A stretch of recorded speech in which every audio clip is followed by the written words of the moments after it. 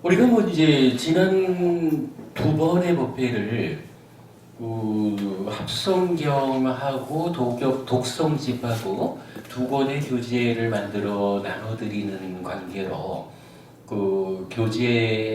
교재를 가지고 조금씩 훑어보는 수업을 했죠.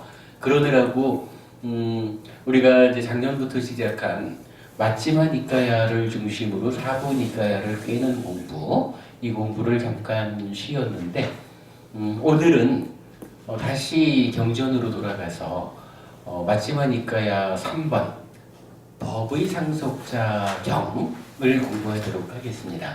자, 일단은 경전을 잠깐 읽으면서 시작하겠습니다.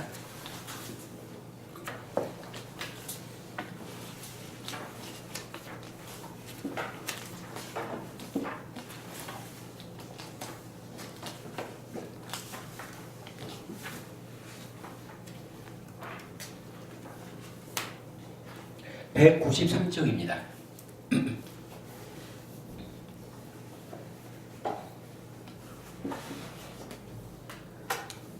법의 상속자 경 담마다야 숫다. 담마다야다 숫다. 이와 같이 나는 들었다. 한때 세존께서는 사와티에서 제타숲의 아나타빈디카 원림에 머무셨다. 거기서 세존께서는 비구들이여 라고 비구들을 부르셨다. 세존이시여 라고 비구들은 세존께 응답했다. 세존께서는 이렇게 말씀하셨다. 비구들이여, 그대들은 내 법의 상속자가 되지 재물의 상속자가 되지 마라. 나는 그대들에 대한 연민이 생겨서 어떻게 나의 제자들이 재물의 상속자가 아니라 법의 상속자가 될까라는 생각을 했다. 비구들이여, 만일 그대들이 내 법의 상속자가 되지 못하고 재물의 상속자가 된다면 그대들은 그 때문에 스승의 제자들은 법의 상속자가 아니라 재물의 상속자로 머문다 라는 비난을 받을 것이다. 나도 역시 그 때문에 스승의 제자들은 법의 상속자가 아니라 재물의 상속자로 머문다 라는 비난을 받을 것이다. 비구들이여, 만일 그대들이 재물의 상속자가 아니라 내 법의 상속자가 된다면 그 때문에 그대들은 스승의 제자들은 법의 상속자이지 재물의 상속자로 머물지 않는다 라고 비난받지 않을 것이다. 나도 역시 그 때문에 스승의 제자들은 법의 상속자이지 재물의 상속자로 머물지 않는다 라고 비난받지 않을 것이다. 그러므로 그대들은 내 법의 상속자가 되지 재물의 상속자가 되지 마라. 나는 그대들에 대한 연민이 생겨서 이렇게 나의 제자들이 재물의 상속자가 아니라 법의 어떻게 나의 제자들이 재물의 상속자가 아니라 법의 상속자가 될까라는 생각을 했다. 비구들이여, 만약 내가 공양하여 먹을 만큼 충분히 먹고 끝내어서 원하는 만큼 배불리 먹었는데 음식이 남아서 버리려고 할 때 그때 배고프고 기운 없는 두 비구가 왔다 하자 그들에게 나는 말할 것이다. 비구들이여, 나는 공양하여 먹을 만큼 충분히 먹고 끝내어서 원하는 만큼 배불리 먹었는데 음식이 남아서 버리려고 했다. 만일 그대들이 원한다면 먹도록 하라. 만일 먹지 않는다면 나는 이제 자라는 풀이 없는 곳에 버리거나 생물이 없는 곳에 던져버릴 것이다. 그러자 한 비구는 이렇게 생각했다. 세존께서 공양하여 드실 만큼 충분히 드시고 끝내시어 원하는 만큼 배불리 드셨다. 그런데 세존의 음식이 남아서 버리게 되었다. 만일 내가 먹지 않는다면 세존께서는 지금 자라는 풀이 없는 곳에 버리시거나 생물이 없는 물에 던져버리실 것이다. 그러나 세존께서는 말씀하셨다. 비구들이여, 내 법의 상속자가 되어라. 재물의 상속자가 되지 마라. 라고. 그러나 이 음식은 일종의 재물이다. 그러므로 나는 이 음식을 먹는 대신 배고프고 기운 없는 상태로 이 밤과 낮을 보내리라. 그는 그 음식을 먹는 대신 배고프고 기운 없는 상태로 그 밤과 낮을 보내었다. 두 번째 비구는 이와 같이 생각했다. 세존께서 공양하여 드실 만큼 충분히 드시고 끝내시어 원하는 만큼 배불리 드셨다. 그런데 세존의 음식이 남아서 버리게 되었다. 만일 내가 먹지 않는다면 세존께서는 지금 자라는 풀이 없는 곳에 버리시거나 생물이 없는 물에 던져버리실 것이다. 그러므로 나는 이 음식을 먹고 배고픔과 기운 없음을 떨쳐버리고 이 밤과 낮을 보내리라. 그는 그 음식을 먹고 배고픔과 기운 없음을 떨쳐버리고 그 밤과 낮을 보내었다. 비구들이여, 비록 그 비구가 그 음식을 먹고 배고픔과 기운 없음을 떨쳐버리고 그 밤과 낮을 잘 보냈다 하더라도 나는 처음 비구를 더 존중하고 칭송한다. 그것은 무슨 까닭인가? 비구들이여, 그 비구는 오랜 세월 소욕하고 지족하고 지워 없애고 공양하기 쉽고 열심히 정진할 것이기 때문이다. 비구들이여, 그러므로 그대들은 내 법의 상속자가 되지 재물의 상속자가 되지 마라. 나는 그대들에 대한 연민이 생겨 어떻게 나의 제자들이 법의 상속자가 되고 재물의 상속자가 되지 않을까라는 생각을 했다. 세종께서는 이렇게 말씀하셨다. 이렇게 말씀하시고 선속께서는 자리에서 일어나서 원림으로 들어가셨다. 세종께서 떠나신 지 얼마 되지 않아 사리푸타 존자가 도반 비구들이여 라고 비구들을 불렀다. 도반이시여 라고 비구들은 사리푸타 존자에게 응답했다. 사리푸타 존자는 이렇게 말하였다. 자, 여기까지 일단 읽었습니다.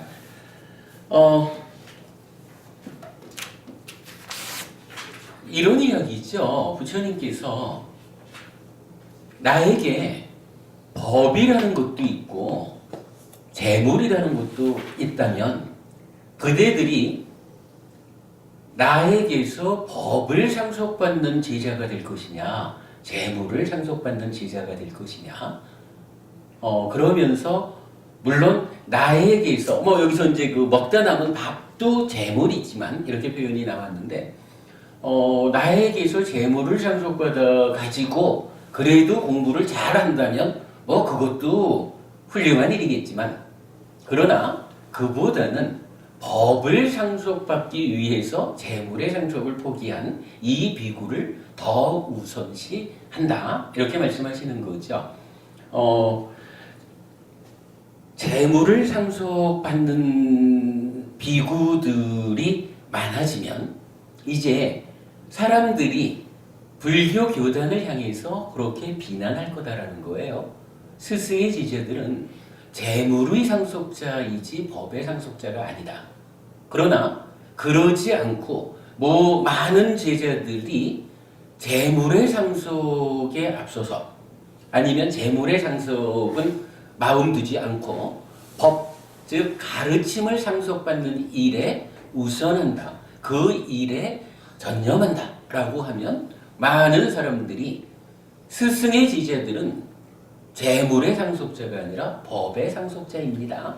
라고 칭송할 것이다. 이렇게 말하는 거죠. 그러면서 이제 부처님께서는 아무튼 그대들이 법의 상속자가 되기를 바란다. 라고 말씀하시고 이제 들어가신 거예요. 거기까지를 말하고 부처님께서 들어가시니까 방금 읽은 글의 마지막은 이제 함께 계시던 사리푸타 존자께서 부처님이 들어가시고 나니까 이제 그 다른 비구들을 부른 거죠. 도반 비구들이요 라고 부르고 사리푸타 존자야 워낙이고 상수 제자이고 제일 제자 중에서 어른 되시니까 다른 이제 비구들이 도반이시여 라고 하면서 이제 존경스러운 답변을 한 거죠. 그래서 이제 요 다음부터 이어지는 이야기는 사리푸타 존자께서 부처님 들어가신 이후에 부처님께서는 재물의 상속자가 되지 말고 법의 상속자가 되어야 한다라고 명제만 던져주고 가셨는데 이제부터는 사리푸타 존자께서 경전이 직접 그렇게 표현을 하고 있지는 않지만 내용상으로 보면 부처님께서 법의 상속자가 되어야 한다라고 말씀을 하고 하셨는데 과연 법의 상속자가 된다라는 것은 어떻게 하는 것일까? 라는 부분을 설명해 줄 필요가 있는 거죠. 이제부터는 사리푸타 존자께서 쭉 말씀을 하시는 내용이 따지고 보면 법의 상속자가 되기 위해서는 어떻게 살아야 하는 것인가? 이 부분을 설명해 준다라고 이해할 수 있겠습니다. 이제부터는 오늘 나눠드린 교재를 가지고 보겠습니다.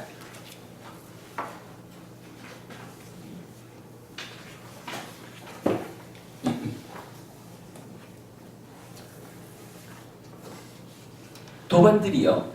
어떻게 하는 것이 스승께서 끊임없이 한 거 하며 머무실 때 제자들이 한 거를 따라서 공부 짓는 것입니까? 이렇게 말했어요. 여기 그 끊임없이 한 거 한다라든가 이런 이제 그 단어들이 의미하는 바를 참 정확히 이해하기는 좀 어렵습니다. 다만 그 내용으로 보면 부처님께서 스승이신 부처님께서 이러이러하게 한가한 곳에 머무시는데 그러한 머문 가운데에 부처님을 따라 배우는 제자들인 비구들은 어떻게 함께 한 거 해야 합니까? 달리 말하면 부처님 곁에서 함께 한 거 하는 가운데 어떻게 공부해야 합니까? 이제 이 부분을 이제 말하는 거지요. 어서 오세요, 부모님. 오랜만에 뵙니다. 건강하셨죠?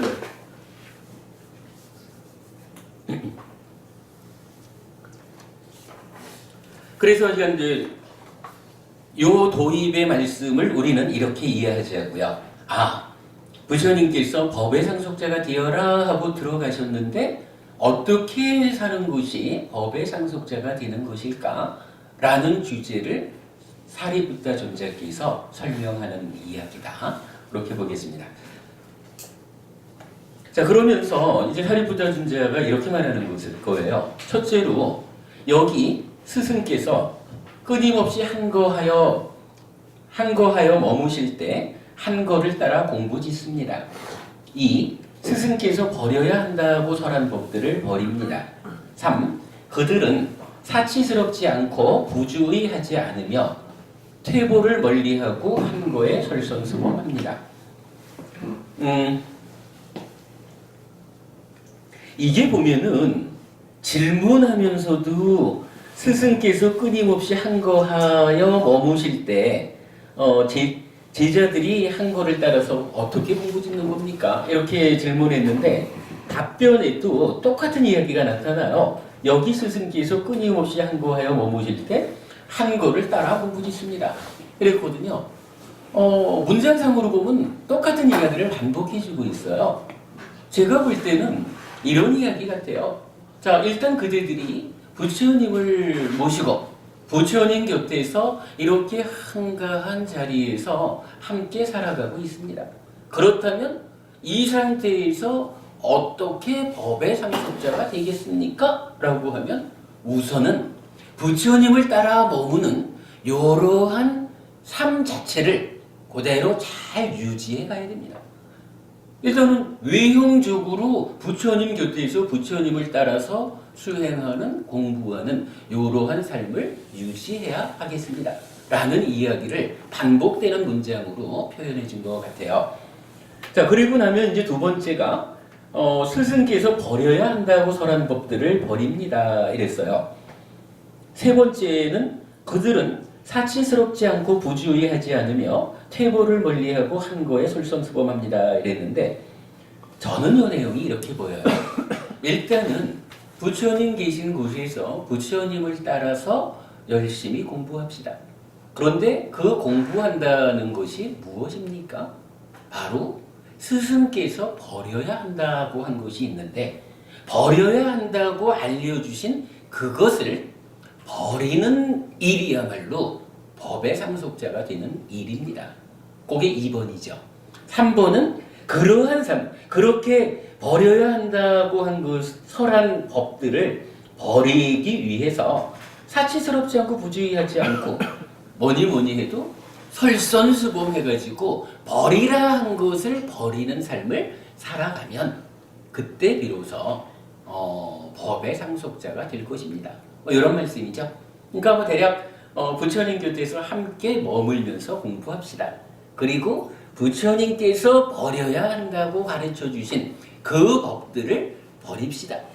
그러한 것들을 버리는 일에 솔선수범합시다. 이렇게 말씀하신 것으로 이 문장을 이해하면 될 것 같아요.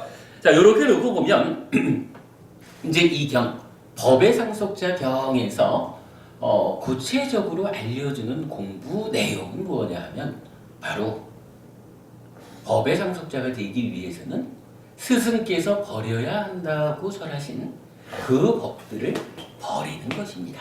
라는 요 부분이 핵심이 되겠죠. 오늘 공부 스승께서 버려야 한다고 설한 법들, 요것은 어떠한 것이 있을까? 어떠한 것들을 버려야 한다고 스승께서는 알려주셨을까? 그 내용에 초점을 맞춰서 오늘 공부를 시작하겠습니다. 자, 밑에 보면 스승께서 버려야 한다고 설한 법들과 중도의 의미 그랬어요. 도반들이요, 여기 탐욕도 나쁘고 성냄도 나쁩니다. 탐욕도 버리고 성냄도 버리기 위해 중도가 있습니다.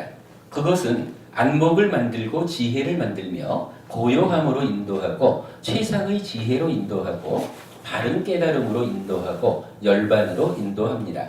도반들이요, 그러면 무엇이 안목을 만들고 지혜를 만들며 고요함으로 인도하고 최상의 지혜로 인도하고 바른 깨달음으로 인도하고 열반으로 인도하는 중도입니까? 그것은 바로 이 성스러운 팔정도이니 즉 정견, 정사유, 정어, 정업, 정명, 정정진, 정념, 정정입니다.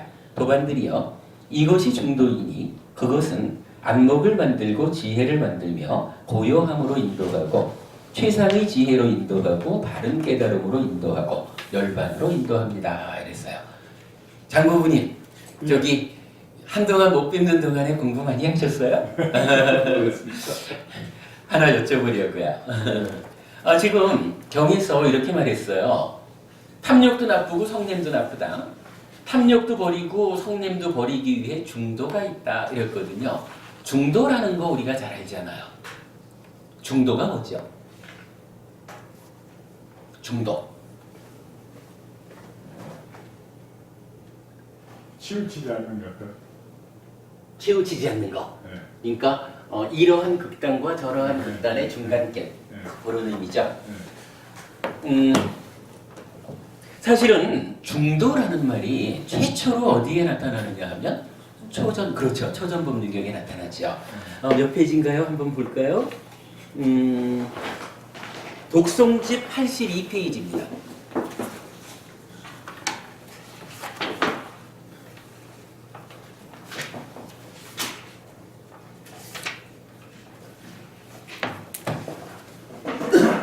자, 82페이지 보시면 비구들이요, 출가자는 추구해서는 안 되는 두 극단이 있느니라. 무엇이 두 가지인가? 한 극단은 까마에서 까마의 즐거움에 몰두하는 것으로서 이것은 열등하고 저속하고 세속적이고 성스럽지 못하고 유익함이 없으며, 또 한 극단은 고행에 몰두하는 것으로서 이것 또한 고통스럽고 성스럽지 못하고 유익함이 없는 것이다. 비구들이여, 열애는 이런 양극단을 따르지 않고 중도를 발견했으니 이 중도는 열애를 올바르고 완전한 깨달음으로 인도했고 법의 눈을 갖게 했고 지혜를 얻게 했고 평온함과 수승한 암과 바른 깨달음과 니바나로 인도했다. 여기서 보면 중도라는 말이 사실은 이제 최초로 나타나는 경이죠. 중도를 어떻게 말하냐 하면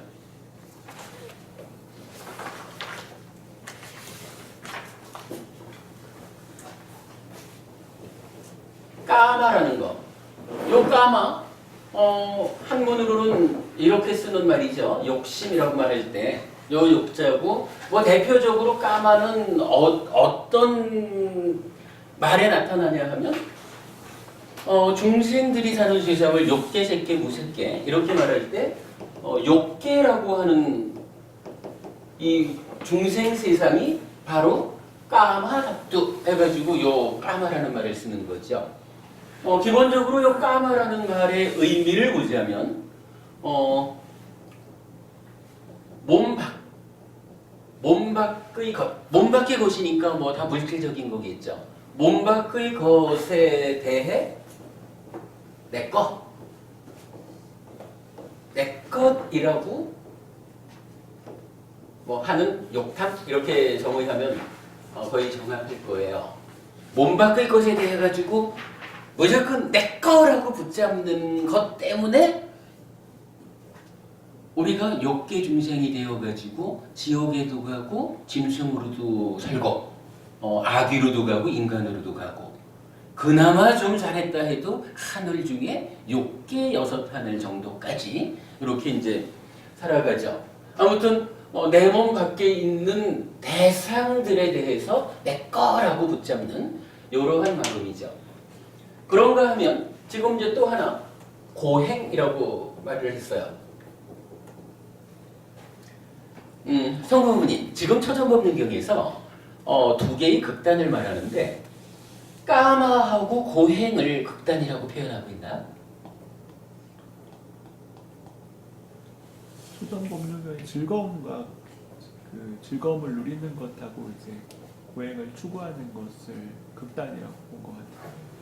그래, 이제 그 즐거움이라는 말이 까마를 그렇게 이제 표현을 한 거고 고행이죠. 근데 제가 지금 여쭤본 건 뭐냐 하면 이게 이제 놓치기 쉬운 부분이라서 그래요. 양 극단은 까마하고 고행하고가 극단이 아니야. 까마에 몰두하는 거. 몰두라는 표현이 나타나는 거야. 고행에 몰두하는 거. 그러니까 까마라고 해서 무조건 다 극단이냐 하면 그게 아니라 까마만을 몰두한다. 까마만을 추구해간다. 이런 거죠. 고행이라고 해서 다 극단이 아니야.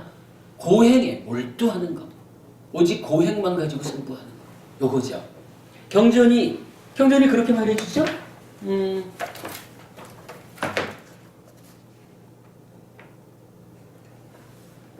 한 극단은 까마에서 까마의 즐거움에 몰두하는 것으로서 이렇게 나타나고요.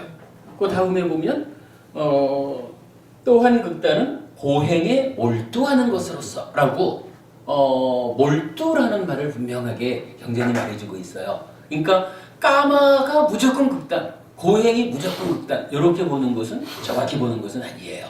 고기에 빠져버리는 거, 몰두라는 거, 고기에 빠져가지고 사는 거, 요거 극단이라는 거예요. 그러면서 이제 중도라는 말이 나오죠.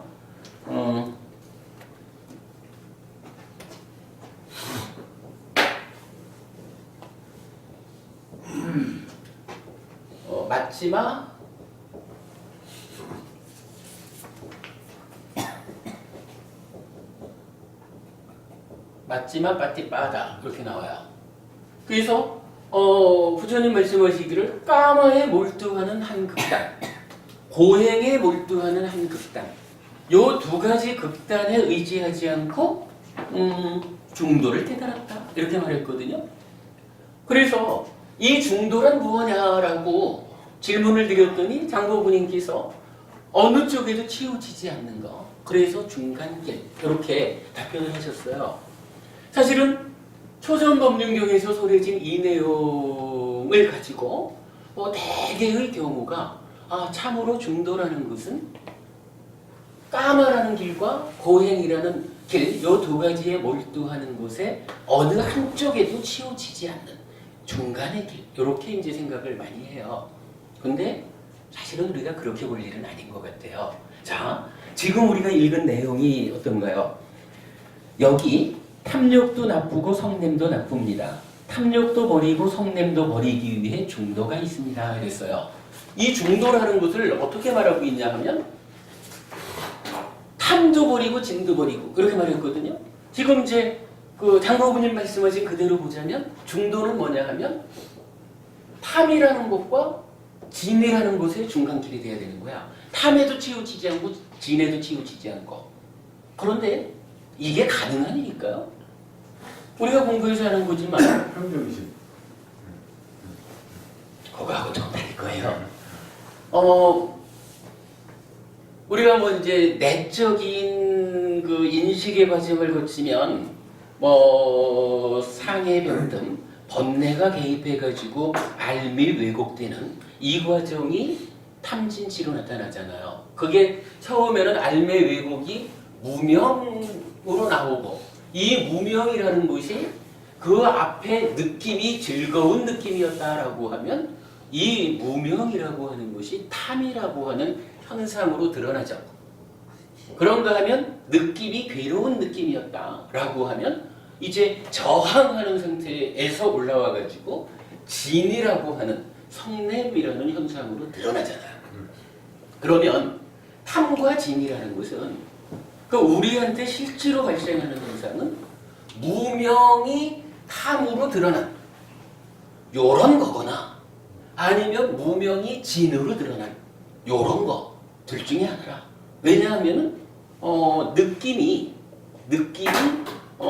락고 불고불락 이러면서 락과 고에 대한 이야기가 이렇게 연결되기 때문에 그래요. 그러면 이때 요 탐과 진의 중간이라고 말할 수 있는 건 사실 없는 거예요. 그렇게 놓고 보면 중도가 탐과 진이라고 하는 두 가지 극단의 가운데 이렇게 보는 것은 좀 곤란해요. 사실은 뭐 이거 우리가 뭐 고진멸도 사성제 공부를 하면서 이미 여러 번 본 거죠. 경전은 여러 곳에서 뭐 특히 뭐 라시야경이죠. 그런 경에서는 구체적으로 그 탐진치에서 풀려나는 것이 중도 이렇게 이제 설명도 해주고 있죠. 기본적으로 우리가 알아야 되는 것은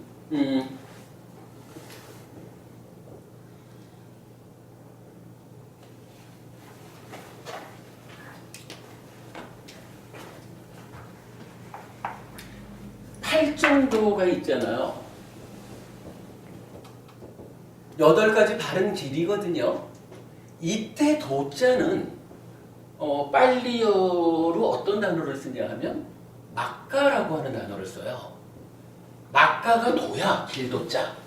그런데 번역이 중도라고 같은 길도자를 썼지만 이 중도는 원어가 달라. 맞지마 가운데거든요. 맞지마 빠띠바다야. 빠띠바다. 그리고 이 빠띠바다를 초전범죄정교원에서는 이걸 도다꿈이라고 번역을 하셨어요. 저는 요 도다꿈이라는 번역에 동의해요. 그러니까 길이라고 하는 거, 예를 들어서 길이라는 말로 보자면 오른쪽 길과 왼쪽 길의 중간 이렇게 말하는 것이 타당할지도 몰라요.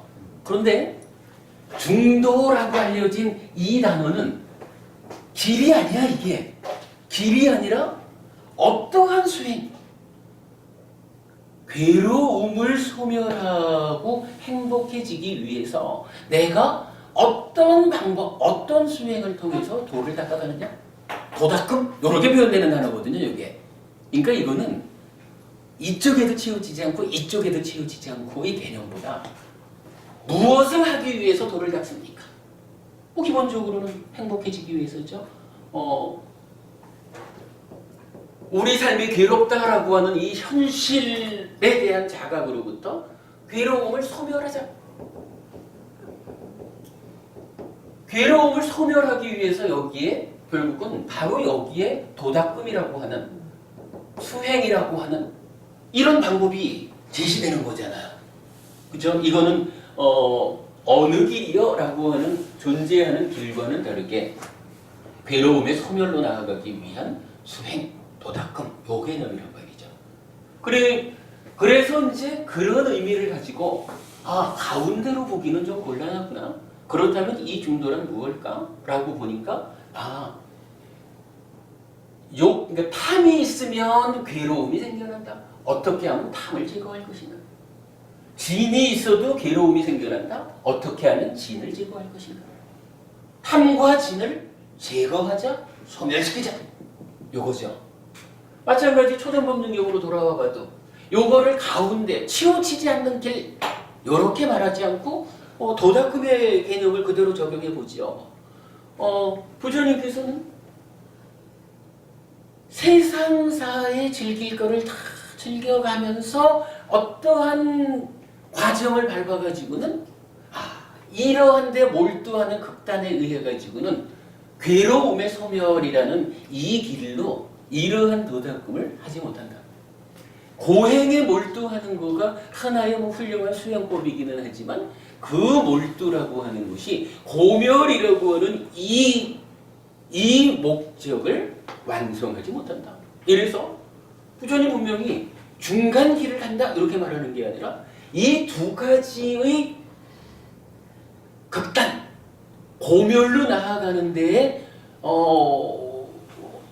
완전한 방법이 못 되는 두 가지의 길, 두 가지의 도닦음 요거 아니고 요거와는 다른 전혀 다른 것으로의 마치마 빠띠빠다를 깨달았다 이렇게 말하는 거죠.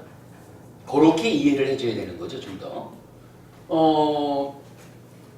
실제로 이제 이 부분에 대해서는 뭐 논문도 좀 나온 거를 보았고 니카야의 다양한 경전들이 중도 마치마 빠띠빠다를 가운데 길로 번역하는, 그러니까 해석하는 것이 타당치 않은.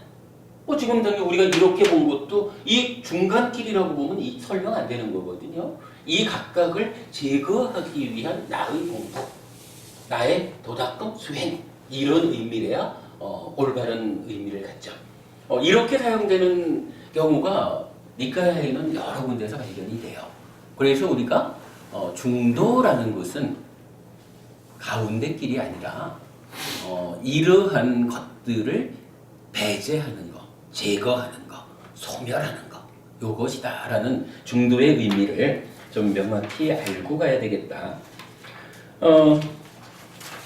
다음 페이지에 그 중도를 좀 지금 말씀드린 내용을 정리해봤어요.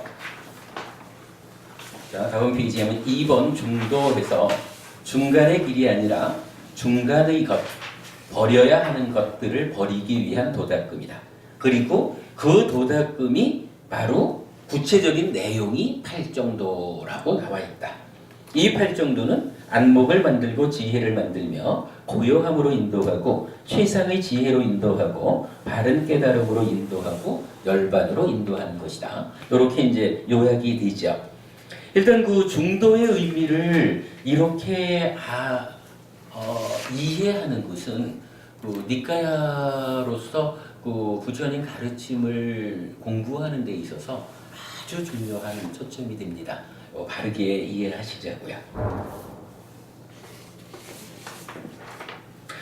그리고는 이제 스승께서 버려야 한다고 설한 이 법들이 우선은 이제 탐과 진 두 가지에 대해서 이렇게 설해졌는데 이 경전은 동일한 내용을 탐과 진 자리에 다른 것들, 다른 단어들로 그 자리만 대체를 해가지고 반복돼요. 그래가지고 모두 8쌍의 16가지를 제시해요. 그러니까 부처님께서 법의 상속자가 되어라 라고 말씀하신 그 부분을 놓고 사리푸타 존자께서 스승께서 버려야 한다고 설한 법들을 버리자. 그것이 법의 상속자가 되는 길이다 라고 말씀을 하시면서 그러면 구체적으로 스승께서 버리라고 하신 그것은 무엇냐 하는 것을 16가지로 제시했다라는 거예요.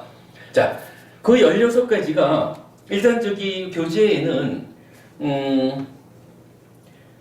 빨리 원어하고 우리말로 뭐 대략적인 번역을 적었고 이 번역이 사실은 좀 정확하게 번역이 알려지기가 좀 어려운 상태예요. 그래가지고 영문으로는 어떻게 번역되고 있는가? 그 영문까지를 이제 같이 표현을 해드렸어요. 그렇게 이제 16가지가 있는데 일단 같이 한번 보지요. 자, 부처님께서 법의 상속자가 되기 위해서는 버려야 하는 것이 있다라고 16가지를 설했다. 이 16가지를 그간 우리가 공부한 내용을 감안해가지고 번역을 해보니까 이렇게 된다. 로바와 도사는 탐과 진이다. 꼬다라는 단어가 나타나는데 이게 사실 정확한 의미를 좀 이해하기가 어려워요. 근데 일단 우리가 그간의 공부를 통해서 화내다, 화 이렇게 표현을 했어요. 요거를 이제 분노 이렇게 번역하는 분도 있고 그런데 우리 공부 과정에서는 그 만호의 행위 중에 부합받아. 그래서 진애를 분노하는 마음과 폭력의 의도 이렇게 이제 이미 하나의 단어를 쓰고 있잖아요. 그래서 다른 단어의 분노라는 말을 쓰고 있기 때문에 여기에서는 화라는 말로 바꿔서 번역을 해봤어요. 그리고 우빠나하 원한, 막하 모욕, 빨라사 약범, it사 질투, 마체라 인색, 마야 사기, 사테이야 거짓, 탐바 고집, 사람바 성마름, 마나 자만, 아띠마나 거만, 마다 교만, 빠마다 반일. 이렇게 해서 8개의 쌍을 이루는 16가지의 법들이 요거 부처님께서는 버려야 한다. 요거 버리고 요거를 버리는 삶이 법의 상속자가 되는 삶이다. 법을 상속하는 삶이다. 이 경전이 알려주는 가장 큰 메시지가 요거죠. 승마는 뭐 대충 이해하셔요. 성마름 저기 국어사전 찾아보기로 하죠. 그러니까 뭐 이 고집스러운 문제에 대해서 성마르다라고, 그러니까 성마르다라고 하는 표현을 우리가 쓰거든요. 무언가 좀 마땅치 않고 뭐 이게 국어사전 안 찾아봐서 제가 정확히 못 알려드리겠어요. 국어사전 찾아보기로 해요. 근데 보통 우리가 뭐 좀 뭔가 좀 불만스럽고 좀 마땅치 않고 이럴 때 좀 성마르다라는 표현을 쓰죠. 뭐 그 의미입니다.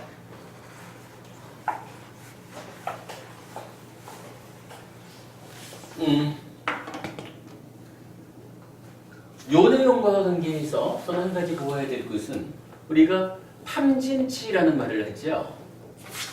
기본적으로 뭐 탐진치가 문제죠. 빨리어루는 요 탐을 두 가지로 써요. 하나는 저기 있습니다만 이제 로바, 그리고 우리가 그 저기 참다 라가 뭐 이래서 욕탐 이렇게 쓰죠. 라가라고 하는 단어가 잘 모르겠어요. 이게 지금 어떤 차이가 있는지 좀 한번 주목해 보려고 애를 썼는데 못 찾겠더라고요. 그러니까 로바와 라가는 동의어인 거로 보면은 족할 것 같아요. 근데 하여간 이렇게 두 가지가 탐은 나타나고, 진이라는 단어, 진은 도사예요. 그리고 치는 모하. 대략 경전에서 보면 뭐 모든 경우에 그런 건 아닌데 탐진치라고 탐진치 세 가지를 모아서 말할 때가 있죠. 모아서 하나로 묶어서 말할 때는 보통 로바를 많이 쓰더라고요. 그래서 로바, 도사, 모하 이렇게 쓰고, 뭐 우리 저기 참다라가라든가 이렇게 탐이라는 것만 따로 그러니까 별개로 이야기하는 경우에는 라가를 좀 많이 쓰더라고요. 근데 꼭 그런 거는 아니고. 근데 이렇게 경전을 보다 보면 로바하고 라가는 뭐 그런 정도의 차이밖에는 어떤 그 구분 방법을 못 찾겠어요. 근데 어쨌든 뭐 요거 탐진치가 로바, 도사, 모하 또는 라가 요 정도는 이제 우리가 알고 있어야 되겠다. 요 도사라는 말은 좀 재밌는 용례가 있어요. 우리 이제 친한 스님 중에 한 분이 나는 도사가 많은 사람이야 이런 얘기를 해요. 처음에는 스님은 왜 가끔씩 나는 도사가 많아 이런 얘기를 할까? 도대체 저 도사가 뭘까? 이랬는데 나중에 알고 보니까 그 도사가 이 도사더라고. 나 화를 잘 내는 사람이야. 어느 스님인지는 말 안 해요. 출가한 사람이 도사가 많다, 화 잘 낸다 이러고는 곤란하거든. 근데 이건 그렇게 이제 농담 삼아, 원래 농담으로 한 얘기였죠. 농담 삼아 도사가 많은 사람이야 이런 표현을 해요. 아무튼 탐진치가 빨리어로 이렇게 쓰인다라는 거. 그런데 요 탐진치라고 하는 게요, 요게 어디에 있는 걸까? 요거 뭐 우리가 그동안 이제 마음의 메커니즘 공부한 거로 보면 대상이라는 게 있잖아요. 뭐 색성형 미적법 이런 대상, 이 대상과 마음과의 진행 과정에서 보면 이 대상하고 찢다, 마음 심자죠. 요 찢다가 대상에 대해서 행위하잖아요. 사실은 찢다가 대상에 대해서 몸과 말과 만으로 행위를 하면 요거 청정한 행위죠. 그런데 찢다하고 대상의 사이에 여기에 탐진치가 끼어버리면 어떻게 되나요? 찢다가 대상에 대해서 몸과 말과 만으로 행위를 하려고 하는데 그 중간에 탐진치라는 놈이 끼어버렸어. 우리가 아는 거죠. 찢다가 탐진치에 오염되면 요거 뭐라 그래요? 요거 가래잖아. 그죠? 요렇게 놓고 보면 요 탐진치라고 하는 요거가 찢다라는 나하고 나의 삶에서 지금 대상인 어떤 것하고 위치가 어디에 있어요? 중간에 있잖아. 그죠? 마음하고 대상하고의 중간에 탐진치가 있고, 예를 들어서 뭐 어떤 걸 한번 볼까? 뭐 약봄 이런 걸 하나 볼까요? 저 약봄이라고 하는 거는 이거 표현하자면 몸과 말과 만으로 이루어진 나라고 하는 행위 주체하고 이제 너라고 하는 내 행위의 대상, 나와 너의 중간에 내가 너를 얕보는 어떠한 물론 이게 다시 마음 상태겠지만 나와 너의 중간에 약봄이라고 하는 것이 딱 끼어드니까 까불고 있어. 이래 되는 거잖아요. 약봄도 중이야. 엄밀하게 따지고 들어가면 다 마음과 대상의 중간 이렇게 말해야 될 거고, 그냥 우리 일상적인 얘기로 하자면 나와 너의 중간에 어떤 것이 끼어들면, 만약에 나와 너의 중간에 자비희사 사무량심이라는 이러한 좋은 마음 상태가 끼어들었다라고 하면 아주 괜찮은 현상이 일어날 거예요. 근데 그 자리에 자비희사가 아니라 버럭 화내는 이런 것이 딱 끼어들면 그 순간 나는 버럭 화내고 괴로움을 만들겠죠. 가운데에 끼어있는 어떤 것이 있다라는 것을 발견할 수가 있죠. 이렇게 놓고 보면 이제 중도라고 하는 요거, 중도가 가운데 것을 버리는 도닦음이다. 가운데 것을 제거하는 도닦음이다. 라고 중도를 말할 때 이 가운데 거가 무언가? 라고 하니까 탐진치로부터 시작해서 이렇게 스승께서 버려야 한다 하고서 한 거. 왜 스승께서 이걸 버려야 한다고 했을까요? 요것이 나와 대상, 나와 너 사이에 요런 것들이 끼어들면 어떤 일이 생기느냐. 요것들이 끼어들면 괴로움이 만들어진다. 그러면 이러한 것들을 정말로 버려냈다. 버려내면 어떻게 돼요? 요것 때문에 생겨나는 괴로움이 없어질 거 아니야.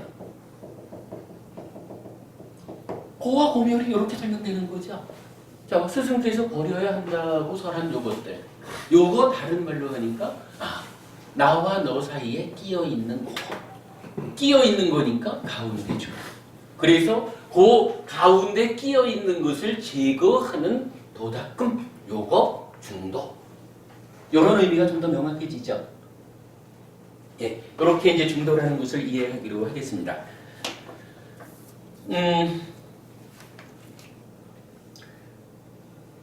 일단 법의 상속자 경은 요걸로 마치는 거로 할게요. 그리고 이제부터는 법의 상속자 경을 통해서 우리가 오늘 핵심적인 주제로 법의 상속을 받기 위해서는 이렇게 버려야 하는 것들을 버려야 한다 이랬거든요. 그러면 중심 주제가 이제 16가지의 버려야 하는 가운데 거라고 이제 주제가 생겨났죠. 여기서 이제 우리가 한 가지 말을 할 수 있죠. 우리 법회가 현정구 의원님, 우리 법회가 맞지마 니까야를 공부하는 법회인가요? 근데 저는 아니라고 말하고 싶어요. 왜냐하면 자, 우리가 이제 늘 반복하는 말이지만 맞지마 니까야를 중심으로 사부 니까야를 꿰는 공부이랬잖아요. 그러니까 우리 공부는 맞지마 니까야를 공부하는 법회가 아니라 맞지마 니까야를 중심으로 그것도 포함해서 사실은 사부 니까야 전체를 공부하는 이런 법회잖아요.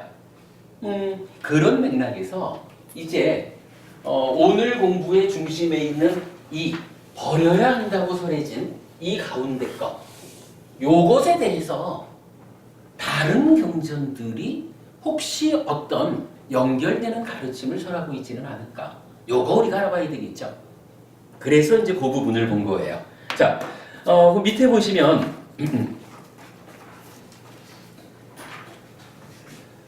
버려야 하는 것들을 다른 방법으로 설하는 경전들 이렇게 나왔어요. 먼저 이건 똑같은 이제 맞지마 니까야인데 7번 경이에요. 옷감에 대한 비유의 경이 나타나요. 자, 읽어보겠습니다. 비구들이여, 마치 옷감이 더럽고 때가 묻으면 염색공이 그 옷감을 파랗거나 노랗거나 빨갛거나 심홍색으로 물들이기 위해 그 각각의 염료에 담그더라도 그것은 물이 잘 들지도 않고 그 색깔도 선명하지 않을 것이다. 그것은 무슨 까닭인가? 비구들이여, 옷감이 깨끗하지 않기 때문이다.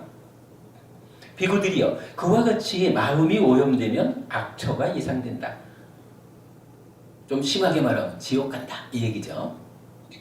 비구들이여, 마치 옷감이 희고 깨끗하면 염색공이 그 옷감을 파랗거나 노랗거나 빨갛거나 심홍색으로 물들이기 위해 그 각각의 염료에 담글 때 그것은 물이 잘 들고 그 색깔도 선명하다. 그것은 무슨 까닭인가? 비구들이여, 옷감이 깨끗하기 때문이다. 비구들이여, 그와 같이 마음이 오염되지 않으면 선처가 예상된다. 그랬어요. 저기 지금 옷감에 대해서 뭐 이런 이야기를 하고 있는데 우리가 주변에서 많이 듣는 비유가 하나 있죠. 이런 비유를 어떤 경우에 어떤 비유로 비슷하게 쓰나요? 우리 이런 얘기 안 하나요? 저기 도화지를 놓고, 그죠? 도화지가 깨끗하면 그 깨끗한 도화지 위에서 내 마음대로 그림을 그리거든. 도화지가 지저분해, 이것저것 이미 더러워져 버렸어. 그러면 그 위에다가 내가 원하는 대로 원하는 만큼의 그림을 그려내지 못한다. 뭐 이 얘기 우리가 많이 하는 거죠. 지금 옷감의 비유가 다 그 얘기를 하고 있죠. 그러고 그렇게 오염되어 있으면 그 결과로 뭐 지옥까지 몰라도 약간 마음이 오염되면, 마음이라는 도화지, 마음이라는 옷감, 요게 오염되면 나쁜 세상에 태어난다. 왜 그럴까요? 마음이 오염되면 어떤 일이 생겨요? 여기서 마음 찢다거든요. 찢다라는 요 마음이 오염되면 몸과 말과 만으로 오염된 행위를 하잖아. 오염된 행위는 괴로움을 만들죠. 그 괴로움이 어느 만큼의 수준이냐, 뭐 그런 차이가 나오겠죠. 역으로 도화지가 깨끗하면, 옷감이 깨끗하면, 나의 찢다가 깨끗하면 몸과 말과 만으로 청정한 행위를 하잖아요. 그리고는 행복을 만들죠. 좋은 세상에 태어난다. 그렇게 말하는 거죠. 그러면서 이제 이 경에서도 뭐 마찬가지죠. 마음이 깨끗하면 된다. 마음이 오염되지 않아야 한다. 이렇게만 말해줄 수는 없잖아요. 무엇이 마음을 오염시키는 것일까? 그죠? 뭐 부처님 공부는 늘 실질적으로 무엇이냐라고 하는 것을 제시하잖아요. 자, 이어서 보겠습니다. 비구들이여, 무엇이 마음의 오염원인가? 까따메 짜비까웨 찌따싸 우빠길레사라고 나왔어요. 찌따싸 우빠길레사가 마음의 오염원 요 얘기거든요. 그러면서 첫째로 아비차 위사마 로바 하고 부야바다가 나왔어요. 음.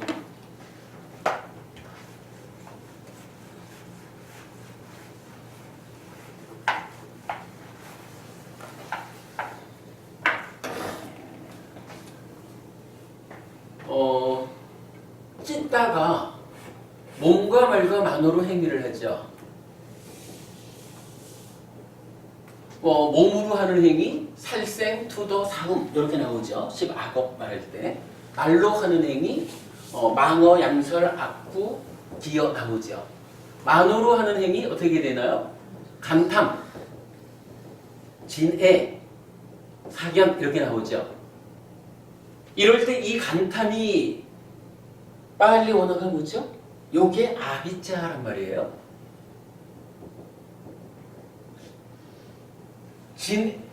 진애라고 말할 때 요거 부야바다 라고 쓰거든요.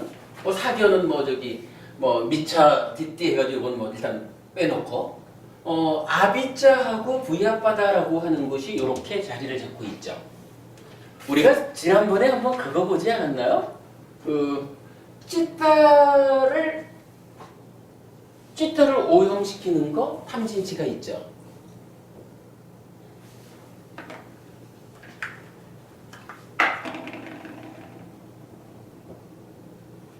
탐이라는 거 금방 봤지만 로바, 진이라는 거 도사, 치모하 이런데 한번 기억하시는가 모르겠어요. 경전에서 말하기를 로바하고 아비자 두 개를 요거랑 요거를 연결하면서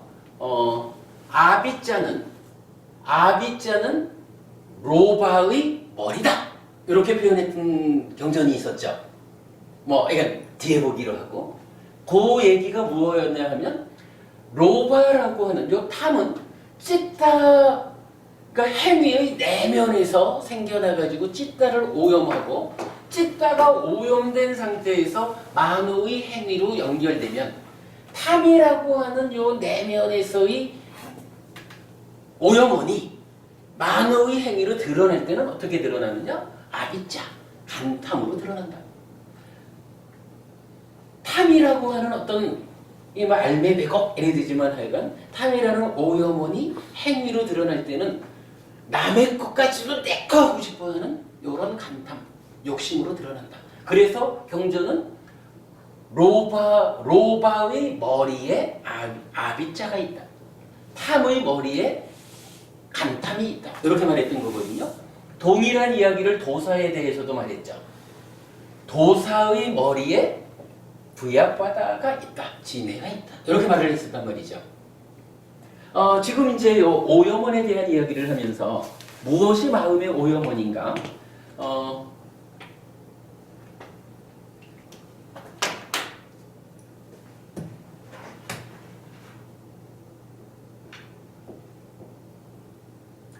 아비자 위사마? 아비자 위사마 로바.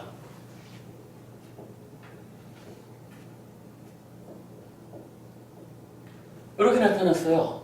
마음을 오염시키는 것의 첫 번째로 제시된 것이 아비자 위사마 로바 이랬는데 이게 좀 길고 복잡한 단어라도 잘 모르겠는데 대략 보면 아비자라고 하는 거 간탐이네. 로바라고 하는 거 탐이네. 그런데 요 간탐과 탐이라는 관계를 보니까 로바 위에 간탐이 있네. 요거 내적으로 발생한 탐이라는 오염원이 찢다를 오염하다 보니까 만호의 행위로까지 연결되어 올라오면 아비자 간탐이네. 요거 사실은 하나로 이어져 가는 개념이네. 이렇게 보면 되겠죠.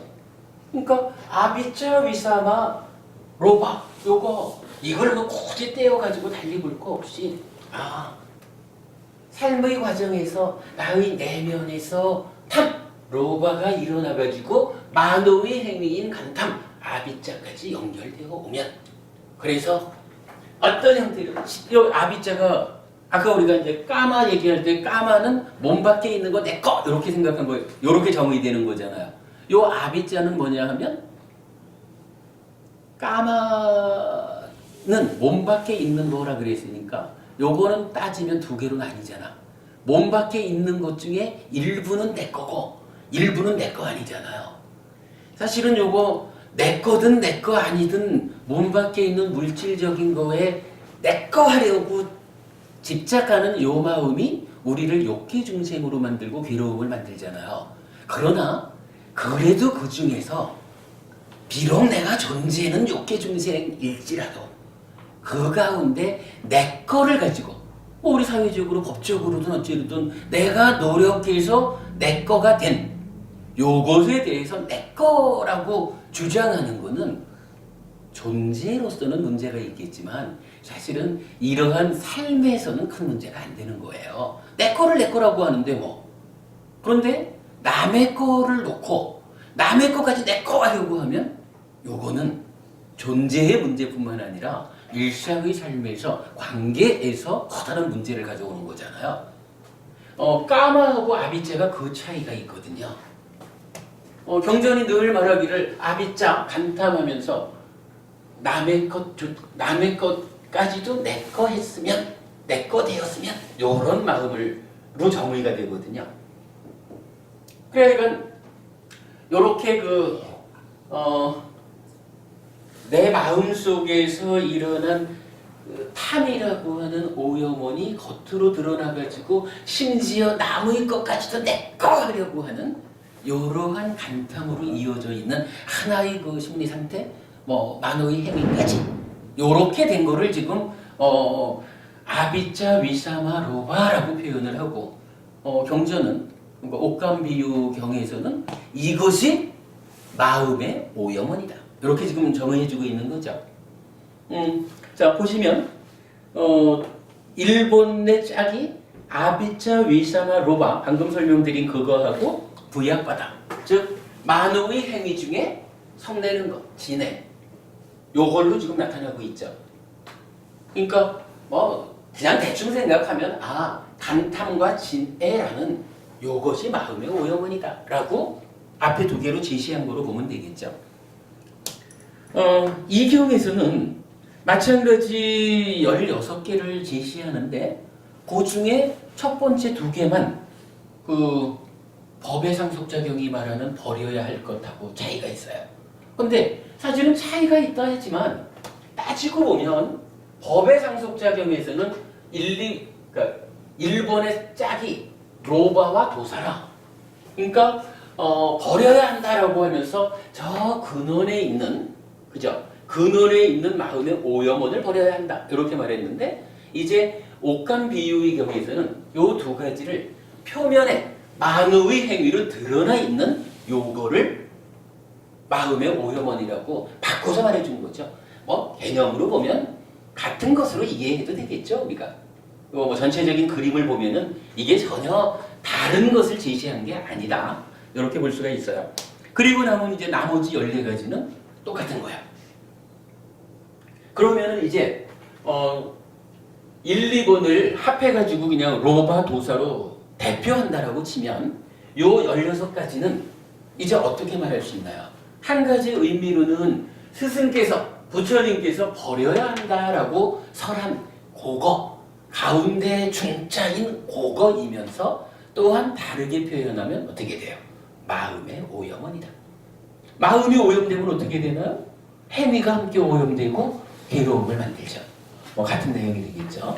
그래서 요 16가지의 법이 버려야 하는 것이면서 동시에 마음의 오염원이라고 불린다. 표현은 두 가지는 조금 차이가 있지만 의미상으로는 같이 보자. 요 얘기죠. 그럼 요거 설명되죠? 그리고 나면 이제 그 다음으로 가보겠습니다. 이해서 살레카스타 마치마니까야 8번 버리고 없애는 삶의 경 이랬거든요. 요 버리고 없애는 삶의 경 기억하시나요? 지난 연말쯤에 우리가 특별한 서술의 경전의 마지막으로 공부한 거죠. 거기에서는 버리고 없애야 되는 것을 44가지로 알려주죠. 그러면서 그 44가지를 버리고 없애야 하고 그것으로 인해서 삶이 향상하고 이렇게 이제 5단계인가에 걸쳐서 알려줬었죠. 그래서 우리가 어떻게 표현했나요? 저기 보리신 부부님 혹시 댁에 가훈 있으세요? 가훈 없어요. 가훈 없구나. 혹시 가훈이 필요하셔요? 각자 자기 원하는 가훈이 따로 있을 것 같아요. 식구별로. 네. 그거는 가훈이 아니라 그 내훈이겠네. 이런 이야기예요. 우리가 이제 먼저 공부했던 마치마니까야 8번 버리고 없애는 삶의 경에서는 요것은 옳은 것이다, 요것은 그른 것이다라고 하는 옳고 그름의 판단 기준을 부처님이 44가지로 제시를 해줘요. 장부부님 그때요 44라는 숫자 때문에 대념처경에서 대상인 44가지 요거하고 우리가 좀 헷갈렸던 기억이 있죠. 근데 이렇게 다양한 니까야가 설하는 뭐 이렇게 버려야 한다 할까 마음의 오염원이랄까 뭐 이런 다양한 것들이 있지만 요 마지막 니까야 8번 경에서 버리고 없애야 되는 것으로의 44가지를 표현하자면 옳고 그름의 판단 기준이라는 개념으로 알려주는 거예요. 그래서 이제 지난번 이 공부하면서 제가 그렇게 말했던 거죠. 불자 가정에 가훈이 필요하다면 뭐 이리저리 찾아 헤매지 마십시오. 부처님께서 알려주신 44가지로 된 옳고 그름의 판단 기준이 있습니다. 이 기준에 의해서 옳다라고 알려주시는 대로 살아나가면 그것이 나도 가족도 사회도 행복해지는 방법입니다. 이렇게 불자 가정의 가훈으로 추천한다라는 말을 했었죠. 그런데 어차피 지금 우리가 하는 내용이랑 비슷합니다만은 지금 이렇게 나타나는 16가지 중에 버리고 없애야 하는 44가지로 설명됐던 그 가르침하고 10가지가 중복이 되는 거예요. 그러니까 요 16가지 중에 10가지는 마지막이니까야 8번이 말하는 옳고 그름의 판단 기준 버리고 없애야 하는 것으로의 44가지 중에 10가지가 포함된다 이거예요. 그 10가지로 뭐가 포함되느냐 하면 자 거기 맨 밑에 있죠. 버리고 없애야 하는 44가지 중에 꼬다, 파,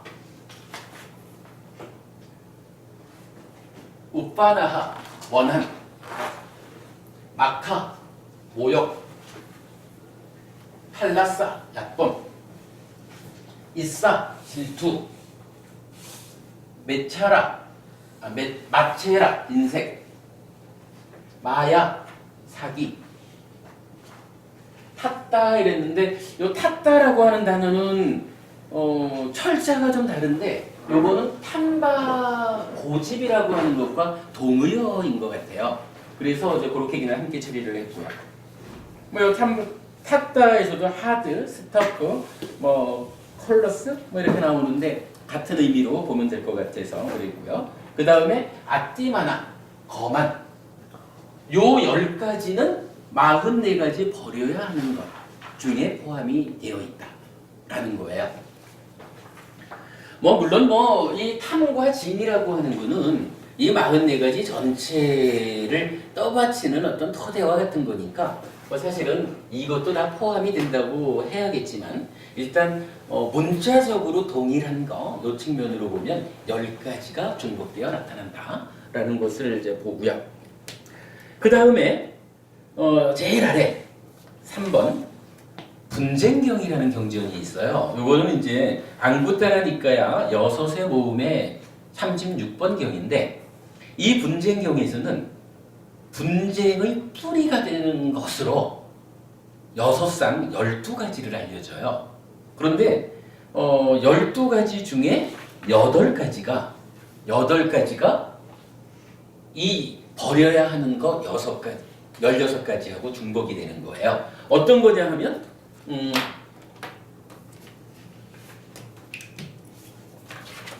꼬다, 자, 분쟁의 뿌리가 되는 거예요. 버럭 화내는 거겠지 뭐. 꼬다, 우빠나하, 원한, 막하, 모욕, 팔라싸, 낙범, 이싸, 질투, 마체라, 인색, 마야, 사기, 사테이야, 거짓. 요렇게 8가지는 사람들 간에 왜 우리가 싸우고 있을까라고 보면 요 8가지가 그러한 분쟁을 일으키는 뿌리. 물론 이제 요거 말고 4가지가 더 있어서 그 이제 분쟁의 뿌리는 12가지로 나타나지만 그 중에 8가지가 부처님께서 버려야 한다라고 알려주신 요 내용이 포함되어 있다라는 거예요. 자, 그리고 한 가지가 더 있어요. 4번. 4번을 보면 이제 몸경이라고 해서 이건 이제 안구따라니까야 열의 모음 중에 23번째 경인데 몸경은 이렇게 말해요.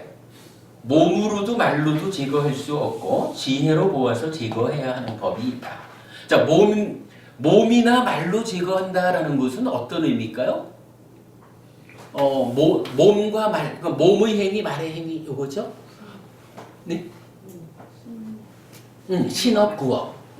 그러면, 그러니까 몸으로 또는 말로 제거할 수 있다라고 하는 것은 어떤 의미가 될까? 이게 개라고 하는 게 있잖아요.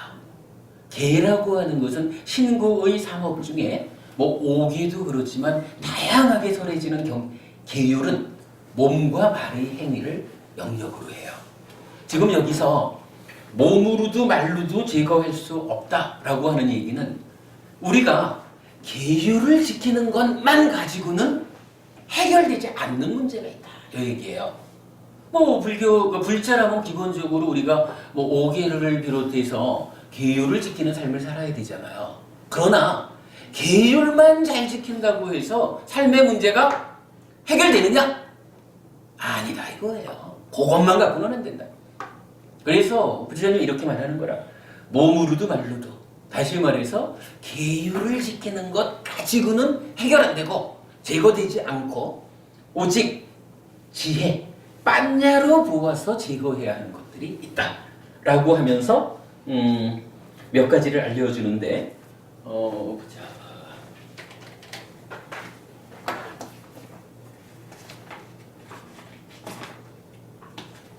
첫째로 로바 탐이죠. 도사 진이에요. 모하 치 여기에는 포함 안 돼 있지만 치 그리고 우파나하 원한 막하 모욕 빨라싸 약범 빠삐까 있사 해서 뭐 나쁜 질투 이랬는데 하여간 뭐 어쨌든 있사 그리고 마체라 인색 그리고는 이제 여기는 포함되지 않지만 또 한 가지 그 지혜로서 제거해야 되는 것으로는 이제 빠삐까 이차라고 해서 나쁜 바람 소망 뭐 여기 하나 더 들어 있어요. 참고하시고 지금 보면은 이렇게 법의 상속자경에서 스승께서 버려야 한다라고 가르쳐 주신 요 가운데 중자인 요것들이 다른 경전들에서 어떻게 나타나느냐라는 것을 살펴봤어요. 우선은 뭐 거의 동일하게 나타난 것이 마지막이니까요 7번경에서 마음에 오염원이 있다. 마음이 오염되면 어떻게 되느냐? 도화지가 더러우면 내 맘대로 그림이 안 그려지듯이. 그래서 찢다. 마음이 오염돼서 오염된 행위를 해가지고 나쁘게 그러니까 괴로움을 만든다. 이렇게 알려주는 그 얘기가 있었고 그 다음에 또 하나는 마지막이니까요 8번경 옳고 그름의 판단 기준 44가지가 있다. 불자의 가훈으로 삼자 라고 말하는 요것 중에 10가지가 포함되어 있죠. 그리고 그 다음에는 이제 분쟁의 뿌리라고 말한 것이 또 8가지가 포함되어 있고요. 그리고 마지막으로 계율을 지키는 것만 가지고는 제거되지 않는. 그래서 지혜 이렇게 말하면 이제 수행이 필요하다 이거죠. 수행을 통해서 지혜를 일으켜 가지고 제거해야 되는 그것까지를 이렇게 포함했죠. 이렇게 놓고 보면 뭐 우리가 이제 기본적으로 아는 거지만 탐진치 이거야. 탐진치라는 것은 하여간 모든 나쁜 것들의 뿌리잖아요. 그죠? 기본적으로 탐진치잖아. 탐진치가 뭔지 우리 이제 뭐 계속 공부하고 있죠. 하여간 탐진치가 저 내면에서 일어나는 요건데, 요 탐진치를 말고 보면, 자 제가 이제 지금 각각 다른 색깔로 표시를 해봤거든요. 꼬다는 지금 빨간색, 파란색 두 개가 되어 있네.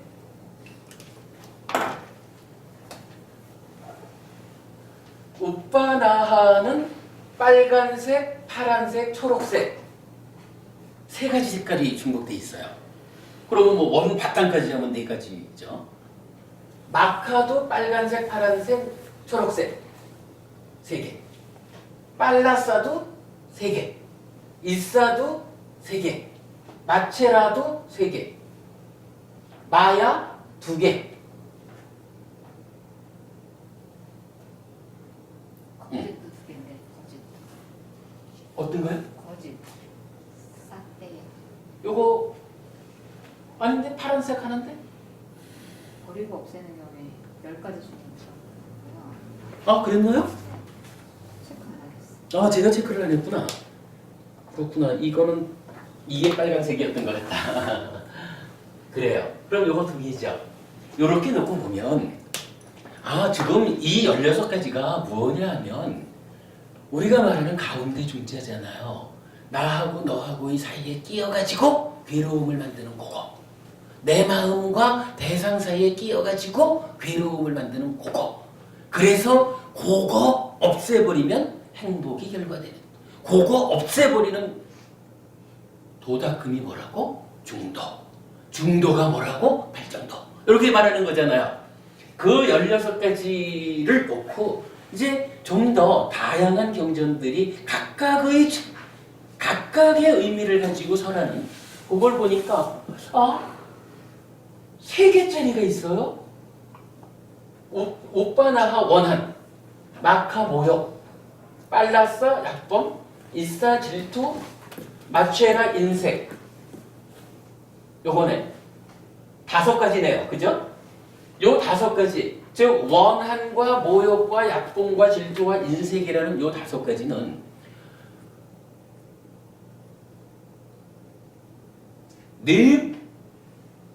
아니지 실제로는 5개죠. 이게 저기 그 버려야 하는 것하고 저기 뭐야 그저 오염원하고는 지금 같이 있는 거니까 바닥에. 그러면 3이라고 하는 거는 실제로 5가지 경전이 말하는 5가지로 나쁜 그것들 거기에 모두 포함되어 있는 거예요. 그렇다면 물론 탐진치야 기본적으로 바닥에 있는 거지만 조금은 탐진치 위에서 일어나는 어떤 가운데 것들, 괴로움을 만드는 그것들 중에는 어떤 것이 가장 문제가 되는 것이냐, 어떤 경우에도 끼어가지고 문제를 일으키느냐라고 볼 때 이거 분명해 보이죠? 오빠나하, 마카, 빨라싸, 이싸, 마체라 요거는 5가지 경전이 말하는 모든 경우에 다 포함되는 거예요. 그렇다면 그만큼 요거는 우리 삶에 미치는 나쁜 영향이 크다. 이렇게 보아야 되겠죠. 그리고 요거에 이어가지고 이로 쓰인 게 꼬다, 화라는 거하고 마야, 사기, 사테이야, 거짓 요 3개는 바닥에 2개가 있으니까 4개의 경전에서 중복된 거잖아요. 그러니까 이것도 참으로 영향이 크다. 이렇게 말하는 거겠죠.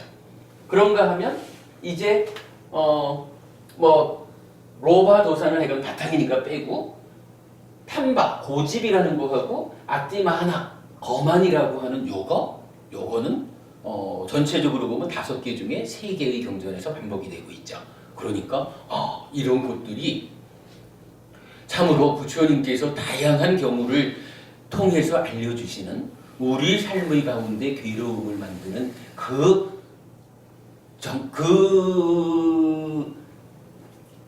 참여도가 큰 놈들이구나. 그렇다면 우리가 삶의 가운데 괴로움을 만들지 않기 위해서는 특별히 더 신경 써야 되는 것이 그렇구나. 누구에게도 원한을 갖지 말자. 이 원한이라는 것은 모든 경우에 다 속해. 누구에게도 모욕을 주지 말자. 이거 다 속해. 이렇게 볼 수가 있겠죠. 이 5가지. 자식, 얕보는 거 별거 아닌 것 같지만 모든 경우에 다 속하는 나쁜 놈이야. 나에게 괴로움을 만드는 거예요. 질투, 이건 아주 많은 경우에 나타나는 거겠고, 인색 당연하죠.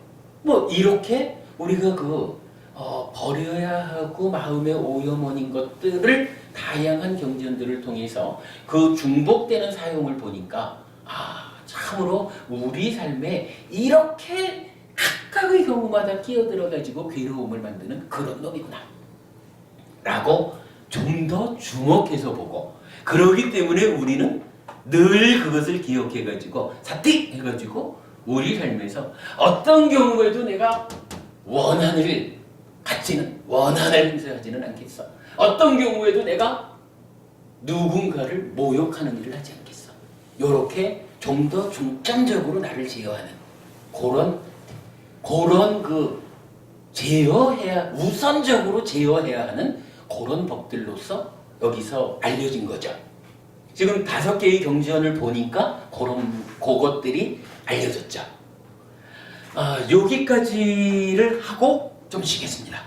한 10분만 쉬었다가 사실은요 다음 시간에 쉬고 나서 해야 되는 이야기는 이러한 16가지를 중심으로 하나 빠져있는 모화가 있죠. 요거까지 포함하면 17가지를 놓고 제가 단언적으로 말하는데, 우리가 이제 오랜 시간을 가지고 맞지마 니까야를 중심으로 사부 니까야를 깨는 공부를 하자 그랬잖아요.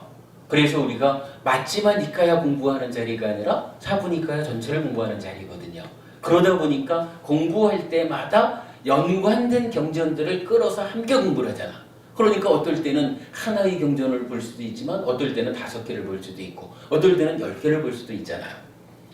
제가 분명히 말씀드리는데 오늘 수업이 버려야 하는 이거 법의 상속자 경을 중심으로 공부하는 이 내용이 우리가 앞으로 한 3년 걸려서 공부를 한다 쳐도 그 전체 과정 중에서 오늘 가장 많은 경전을 보는 수업이 될 거예요. 그러면 그 얘기는 뭐예요? 가장 많은 경전들이 관계된 이야기를 하고 있다는 거죠. 반복된다는 얘기죠. 그러면 반복해서 많은 경전들이 얘기한다는 것은 한마디로 말하면 왜 그렇게 말할까? 무슨 의미일까? 중요하기 때문이겠죠. 그죠? 제가 조금 이따가 설명을 드리겠지만 이 16가지 더하기 모하, 그래서 탐진치와 이런 이 내용들이 사부니까야 전체를 털어가지고 가장 많이 반복되어 나간다. 그것은 그만큼 사부니까야 가운데 가장 중요한 주제다. 그 얘기가 되겠죠. 그러니까 반복해서 나오는 거겠죠. 10분 쉬고 나서 그 반복되어 나오는 그 이야기를 소개해 드리도록 하겠습니다. 쉬었다 하겠습니다.